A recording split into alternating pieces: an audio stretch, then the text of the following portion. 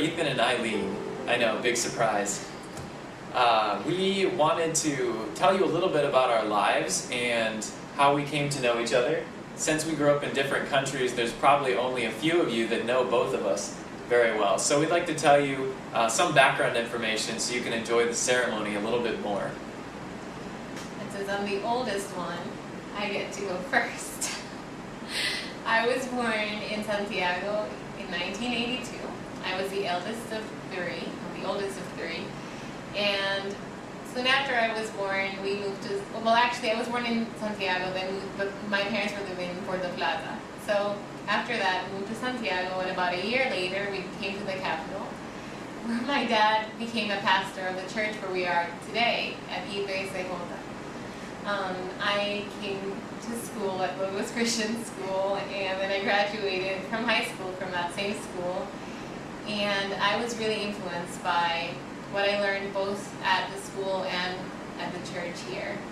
My family and friends, especially my parents, my aunts and uncles and cousins, really influenced who I am today. I was born a lot later, actually a little over a year later in 1983 in Michigan, and I was the second oldest of 5 children. In order of age, we are Joel, then myself, Ethan, Micah, Hannah, and Daniel, and all of them are here today. I'm so thankful that they could be here. I grew up most of my growing up years in Michigan, and my dad was a pastor of what is now Grace Emmanuel Reformed Baptist Church. I played a lot of sports. I was homeschooled through 7th grade, and my church family played a large role in my life in growing up as well. And we were involved in pretty much everything that happened at church since my dad was a pastor. I didn't get to see my family as much as Aylín did. We were spread out over the country more. My dad was from Iowa, a lot of farming areas there, and California. My mom was from California. So then our family was spread out. So we didn't get to see them until just at holidays like Thanksgiving or Christmas, or occasionally my dad would go back for harvest in Iowa to help harvest corn and beans. I went to Cedarville University, graduated from high school in 2001 and went to Cedarville University.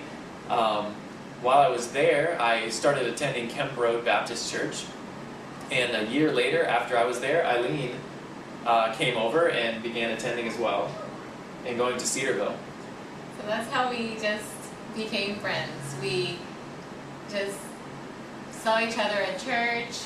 Ethan was an engineering major, I was an education major, so we really didn't see each other as much in school, but somehow during those 3 years that we were both there at Cedarville, we became good friends. We did things for the church together. We led a Valentine's banquet. We would ride to church together. We even just prayed together our senior year with a group of friends. We would pray for God's kingdom at large, and we also just had fun stuff going on, like our finger food dinner that was a tradition at Cedarville during finals week. And through all of that, we became good friends and just really respected each other a lot. And we graduated and we both went our separate ways. So Aylín came back here and taught at Logos Christian School at Aylín. She had 4 years to teach after her time at school, and she ended up teaching for 5. And I went to China and taught English in Beijing for 3 years at a university. We stayed in touch on and off. Aylín pretty much drove the communication through Facebook, through Zanga, email. We talked to each other on the phone even when she was in the States.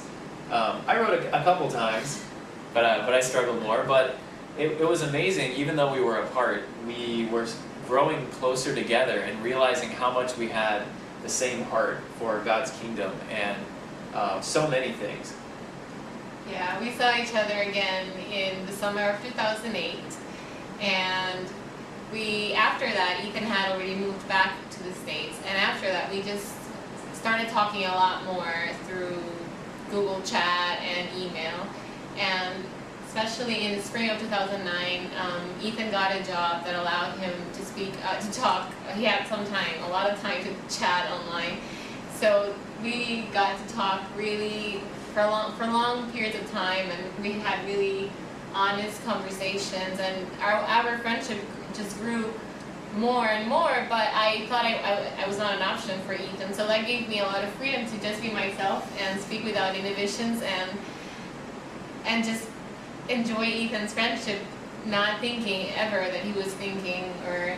We even talked about people who we were interested in, and like gave advice and encouraged each other. Exactly. In our singleness.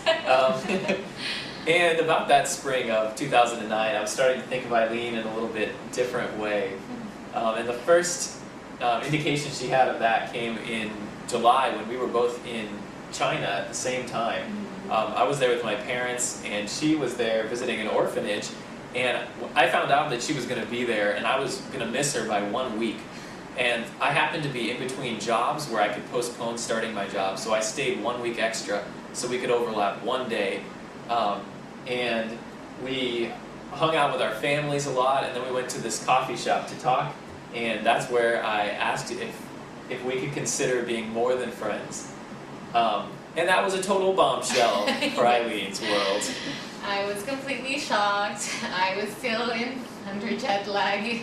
And I was seriously not super excited at the moment, but I knew that I was a fool if I didn't consider this in prayer. So it was a bit of an ambush. Yes.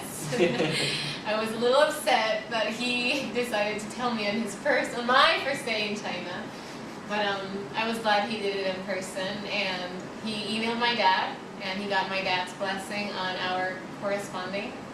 So we started talking a whole lot more on the phone and through texting and email. Yeah, at that stage we were still writing really long emails. Yes. Then in late September I came to see her in the Dominican, and we fell in love. Madly in love. I realized this was the woman I wanted to marry. I told her that. And that really changed the nature of our relationship. We started talking a whole lot more. She came out to see me over Christmas in Ohio, and that's where I asked her to marry me, the first full day that she was there. He loves to do that. The first day of a time that you go there, he just tells you stuff that just rock your world. So we got to celebrate then the rest of the time she was there. And we've been back and forth a little bit, but there have been some long months in between of just communicating from a distance and really missing each other. God's been faithful even when we have failed and when we've struggled. And that brings us to today. Finally, we have our fiancé visa in hand, and nothing can stop us now. So thank you so much for coming and for joining us and really completing our joy and joining our